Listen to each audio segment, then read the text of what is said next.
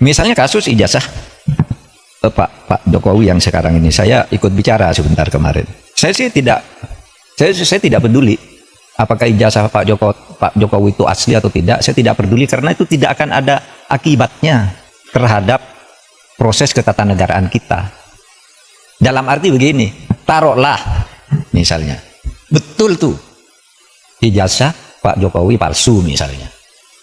Lalu ada yang mengatakan gini, kalau betul ijazah Pak Jokowi palsu, maka seluruh keputusan-keputusannya selama menjadi presiden itu batal, tidak sah. Saya bilang enggak lah, apa hubungannya? Itu kan hukum tata negara. Kalau pidana iya, pidananya bisa. Kalau terjadi pemalsuan itu karena kebohongan publik, karena pemalsuan itu bisa, tapi pidana itu tidak menyangkut ketatanegaraan ke orangnya. Kalau ketatanegaraan misalnya pengadilan memutuskan hari ini presiden kemarin ijazahnya palsu, maka semua keputusan jasa bubar negara ini. Undang-undang pemilu dia yang buat, pemilunya udah selesai, yang tanda tangan tuh presiden, apa tidak sah? Yang mengangkat hakim-hakim tuh tanda tangannya presiden, hakim MK, hakim MA. Apa putusannya batal semua? Pengangkatan menteri diangkat oleh presiden dasar, apa batal semua itu kebijakan perjanjian internasional dan sebagainya? Enggak. Mas, jangan kebalik. Ijazah luar negeri jauh lebih mudah bikinnya daripada ijazah dalam negeri. Mengapa? Loh iya, kalau ijazah luar negeri kan mana ngeceknya? Kan kita susah mau ngecek ke Bradford sana. Ya kan? Tapi kalau dalam negeri kan dengan mudah kita cek. Kecuali kalau kampusnya kemudian dalam tekanan. Ya kan? Seperti kasus yang lain. Yang tidak bisa berkata-kata, kemudian tidak bisa menyajikan data, dan kemudian malah justru kesalah-salah ya, kepleset-pleset itu ya. Mas Bro juga kan belum ke Bradford kalau gitu ya. Kenapa? Belum ke Bradford sana untuk mengecek sebenarnya kerajinan pisan gitu kan. Sebenarnya saya sudah berkomunikasi dengan Bradford. Oke, ceritain dah. Dan jawabannya adalah Bradford sudah tidak ada kerjasama lagi dengan MDIS. Bradford sudah tidak ada kerjasama lagi. Tahun berapa? Ya, tahunnya dia nanti akan sampaikan detailnya. Tidak akan saya buka sekarang. Karena itu nanti akan menjadi fakta di persidangan. Ya, dan yang jelas gini. Sekarang kan banyak tuh termul-termulnya itu yang kemudian, wow, gue pernah sekolah di MDIS. Mana? Dan ada yang kemudian membuktikan dengan video. Ya, ini dulu ada gambar di sini, dulu ada. Mana? Nggak ada lagi sudah gambar-gambar itu. Ya, jadi dia menceritakan, bahwa masuk ke MDIS itu, manajemen development itu, dulu katanya ada gambar Gibran dulu di situ. Iya, sekarang dia tunjukkan video itu tapi nggak ada gambarnya sudah. Dia mengatakan dulu gitu. Artinya kan lucu aja gitu. Kalaupun ada dokumentasi dulu, ya udah sekarang buktikan. Sekarang ada nggak di MDIS? Tapi yang jelas gini lah. Bagaimanapun juga ijazah sekolah kayak gitu kan sering ya. Misalnya ada beberapa kampus di Indonesia, kampus Ruko bahkan, itu yang kemudian ijazahnya bisa jual ijazah dari Harvard, River apa gitu ya. Padahal itu bukan Harvard, tapi seolah-olah ke Inggris-Inggrisan gitu. Banyak lah kayak gitu. Apa tadi Riverside gitu. Riverside of Harvard gitu kan. Artinya padahal kan Harvard itu tidak di pinggir sungai. Tapi kan seolah-olah kan PK. Dan pinggir kali. Gini lagi. Kalau kita jelas-jelas misalnya kita tahu pendidikan ini ya. Saya sudah ngecek kalau ini ke OPSS. Ke Orchard Park Secondary School, Singapura. Itu sekolah itu benar-benar sekolah khas dari Singapura. Didirikan rintisannya tahun 99, tapi baru kemudian memulai pendidikannya tahun 2001. Dan Gibran itu masuk 2002. Artinya baru setahun loh sekolah itu. Sekolah yang belum meluluskan apa-apa, tahu-tahu Gibran masuk ke situ, kan kualitasnya udah jelas. Terus bahasa pengantar di situ, Mas. Inggris. Dengan segala hormat saya. Mandarin. Oh, Mandarin. Violi Mandarin. Tidak ada Inggris, tidak ada Melayu, Mandarin.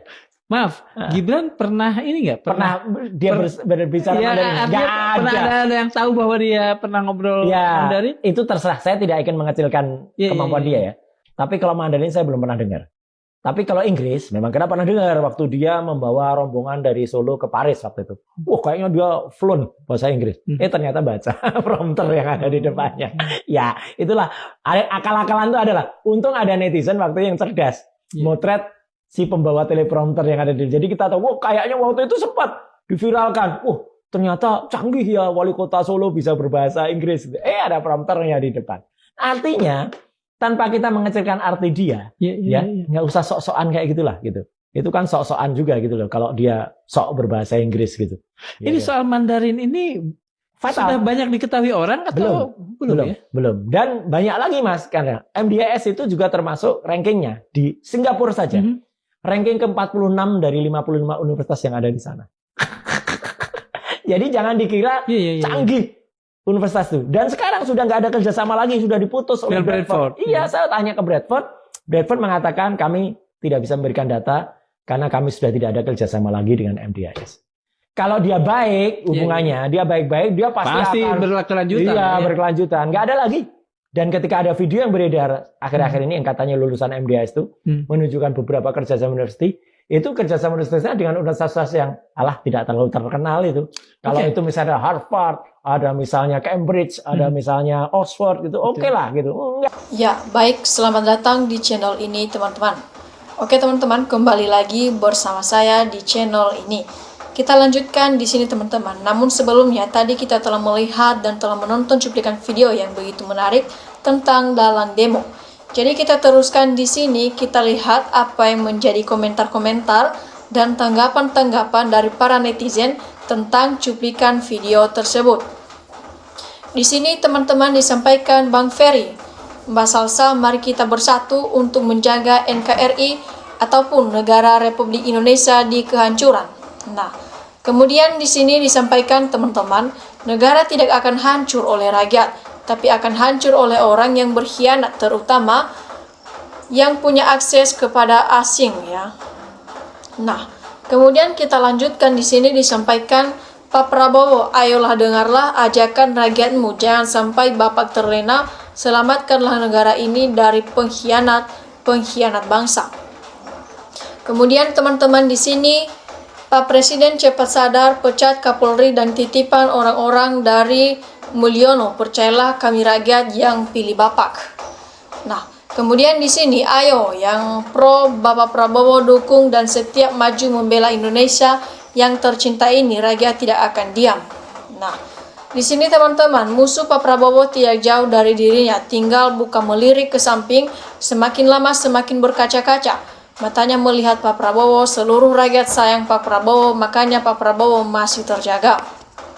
Nah, semoga Pak Prabowo terhindar dari makar geng Solo. Jadi disampaikan lagi di sini teman-teman semua, wah sangat luar biasa, abang ini cerdas dan pintar sekali. Setuju, lanjutkan Bang Ferry untuk membela keadilan dan kebenaran demi majunya NKRI kita ini. Nah, kemudian disampaikan di sini, demo itu adalah utarakan aspirasi rakyat, tapi kenapa usulan malah pada diam para pejabatnya kemana? Nah, yang penting tuntutan perampasan aset koruptor disita. Kemudian teman-teman di sini, rakyat harus fokus agar RUU perampasan aset koruptor harus diusahakan ya. Jangan mau terpancing oleh kabar yang isinya duga-duga gak jelas. Kemudian teman-teman di sini disampaikan kalau tidak ada demo, DPR tidak mungkin berbenah diri ya. Tentang adanya geng-geng tidak penting, seharusnya malah berterima kasih yang menjadikan rakyat semakin cerdas dan mengetahui ada rusaknya DPR. Kemudian teman-teman di sini dalam demo ketua partai DPR dan pejabat negara yang jelas undang-undang anti korupsi harus disahkan oleh DPR. Jadi sudah jelas dalam kerusuhan adalah orang yang duduk di kursi Senayan atau kata-katanya atau karenanya pejabat negara bukan rakyat. Kemudian kedaulatan negara berada di tangan rakyat ya. Mandat rakyat harus disahkan. 1. Hukum mati koruptor dan perampasan aset koruptor. Yang kedua, hapus sistem kerja outsourcing dan ombudsman. 3. Hapus pajak ataupun STNK dan SIM, sarang mafia keuangan negara. Kalau diaudit pasti terbongkar para pelaku pungli dan korupsi. Suara rakyat untuk menegakkan keadilan. Kemudian disampaikan di sini teman-teman, jangan tangkap dalam demo ataupun pendemo, tapi tangkap dalam penyebab demo. Nah, dalam keributan adalah kesenjangan sosial anggota DPR, kerja joget santai, gaji besar, rumah 150M, masyarakat kerja bontok kontrak upah MPR. Kemudian teman-teman kita lanjutkan di sini, jangan cari dalam demo ya. Justru sekarang rakyat sudah muak dengan korupsi ekonomi, mencekik harga bahkan bahan pokok setinggi langit itu dalam demo. Jadi di sini teman-teman disampaikan lagi, ambil aja hikmatnya buat pemerintahan untuk mengoreksi diri apa yang didemokan rakyat mahasiswa Indonesia. Jadi jika dari awal tanggal 25 dibuka lebar-lebar pintu DPR, gak makan korban dan gak ada kerusuhan ataupun kerusuhan jarahan, kenapa kami disambut dengan beton di gerbang DPR? Nah, ininya rakyat ya, udah muak dengan para anggota DPR dan Prabowo gak bisa menyelesaikan persoalan rakyat. Sahkan undang-undang dasar perampasan aset para koruptor itu aja rakyat udah senang. Kemudian teman-teman di sini disampaikan itulah yang harus diingat musuh ada di sekitar pemerintahan.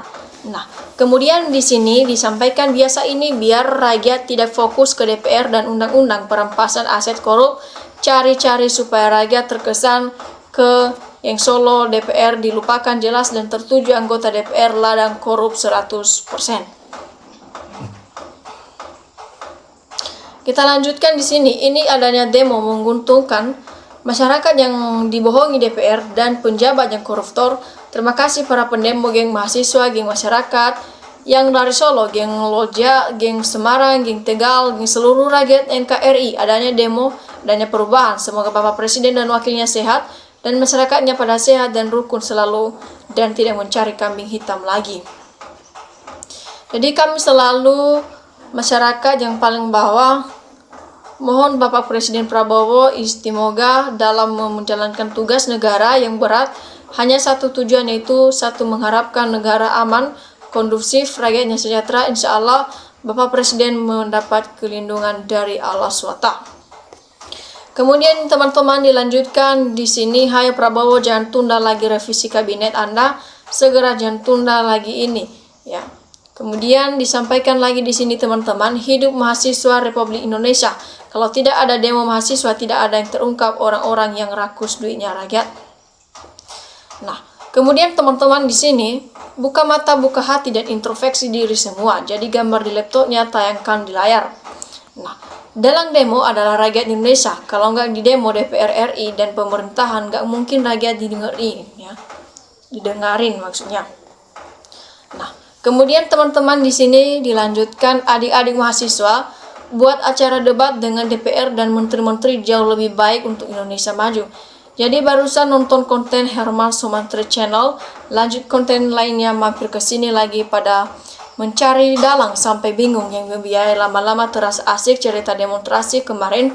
Kesimpulannya belum ketemu antara dibiayai koruptor, dibiayai asing, dibiayai mafia, dibiayai oligarki, dibiayai pejabat, dibiayai masyarakat, dibiayai orang tua, dibiayai pajak. Kemudian teman-teman mantap, kebetulan itu orang kampung Minang, mudahkan kita semua sebagian untuk masa depan bangsa ini. Kemudian teman-teman, fitnah-fitnah di Indonesia sudah luar biasa brutal. Yang benar dianggap bohong dan yang tidak jelas bohong dianggap benar. Mau jadi apa negara kita ini ke depan? Kemudian teman-teman di sini, kalau koruptor atau korupsi atau masalah lain yang meragukan negara, kalau legislatif dan eksekutif melindunginya, kalau tidak diproses turun aja rakyat diadilinya, biar negara tahu betapa besarnya di tangan rakyat. Kemudian teman-teman di sini, undang-undang perampasan aset hanya akan bikin korupsi baru. Harusnya undang-undang hukuman mati bagi koruptor biar tidak ada lagi korupsi di negeri ini. Apalagi ada politik dinasti pasti rawan korupsi. Nah, kemudian teman-teman di sini kita semua harus mendengarkan himbauan Pak Prabowo agar semua pihak bisa menahan diri. Pesan ini bukan hanya ditunjukkan kepada masyarakat tapi juga untuk para keamanan. Oke teman-teman, demikian saja cuplikan video kali ini. Terima kasih telah menontonnya dan sampai jumpa di video berikutnya.